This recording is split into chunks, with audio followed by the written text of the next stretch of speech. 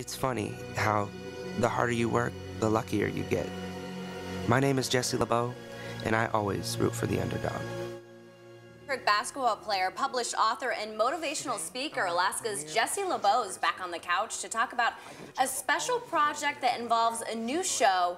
Troubled teens from around the state is part of that show as well. Good morning to you. Good morning. Thanks for having me back. You're welcome. So you've been on Daybreak before. You were talking about your book, and now you're back in Alaska, and you've been touring around the state for the past couple weeks. Yeah, we've been having a good time. And it was actually 1 year ago from yesterday. Facebook reminded me that I came on here for the first time with you. Oh, so I was like, oh, it's perfect. Past memories. Yeah, it popped up.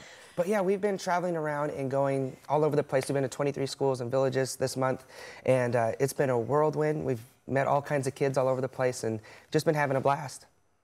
So you have a new project, a new show. Tell us about those. Yeah, so the LeBeau show kind of incorporates what I'm already doing, going out and speaking, all over the place, and then helping kids further than that, helping them go through these things that they're going through that they're having a hard time. So it's our way of grabbing them and then bringing them back to LA and partnering them with someone that's a celebrity that's gone through the same trial or tribulation that they're going through. So your book is based all on inspiration and your experiences and how you kind of were the underdog, rose to the top, and you're doing this for kids, inspiring them, saying anything is possible. But where did the idea for this show come from?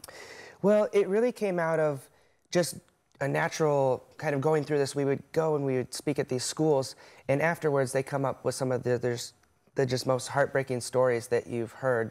Especially up here in Alaska, there's a lot of self-harm and depression and suicidal type of things, which isn't really my story or what I speak on, but they relate to being an underdog and maybe feeling like an outcast.